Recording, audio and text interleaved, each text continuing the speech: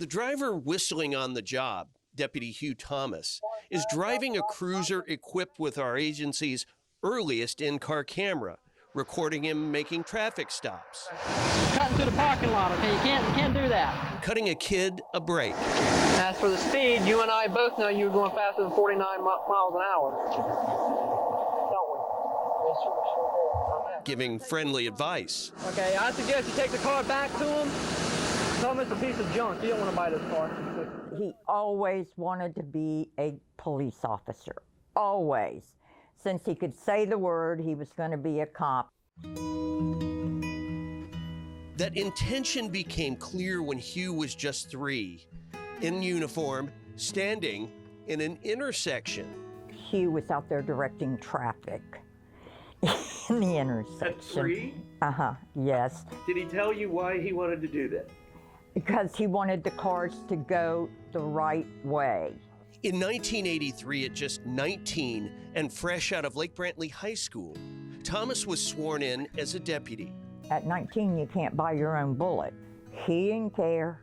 Mom, let's go up to Kmart. I need some bullets. We got range tomorrow. And it just seemed like he'd already had training before he came to have his training. His friend and former roommate, Dave Comadario, says Thomas's ability to learn and retain the law was uncanny. But there was more. He was just fantastic. And then, like I said, anybody could just walk up and talk to him. And it was like your friends, like you've known each other. Sheriff Dennis Lima says Thomas's way with people shone through very early on. When it came to community policing, he was absolutely the best at it. I think we had less confrontation because of being personal. You could walk up to somebody and say, hey, how you doing today? But his mom remembers the night Hugh made an arrest and came home hurt.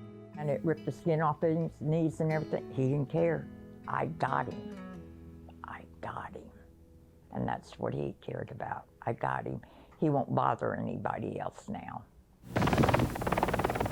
The morning of March 28, 1989, Thomas was called to a home on McLean Lane in Geneva. A prowler was spotted in the woods carrying a rifle. When he got there, he was in good spirits, and there was a little dog in the yard. And he picked up the little dog and petted it and said, now you go in the house with Mommy so you don't get hurt.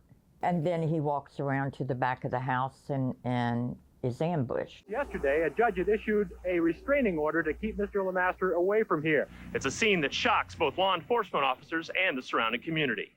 An ex-con named Tony Lemasters was waiting with his rifle perched on a fence to shoot his estranged wife and possibly 2 other family members when they came out of the home. Instead, when Thomas appeared, Lemasters shot and killed him, then took Thomas's revolver and killed himself. Hugh dying that day saved clearly the 3 lives there. But just, you can't calculate how many lives he saved.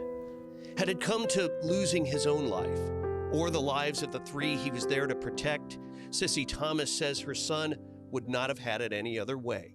I'm not sure he could have lived with himself or been as good a deputy as he was had it gone in a different direction. I honestly believe that Hugh, if he could talk after dying, he would say, okay, I saved these people, let's get on with the work.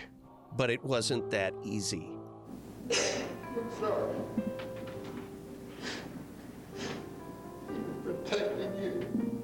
For those who knew him, including Sheriff Johnny Polk, who'd sworn him in 5 years previous, Thomas's loss was shattering and has not faded with time. If he would not have been tragically taken from us, he would have been a police chief and a sheriff and gone on and done remarkable things. I would love for people to make that connection when they're driving down and they say, H.E. Thomas Jr. Parkway. Put a face with it. It's named in his honor, his sacrifice. And Mama had to buy the bullets. Yep, he always did his best. Always did his best.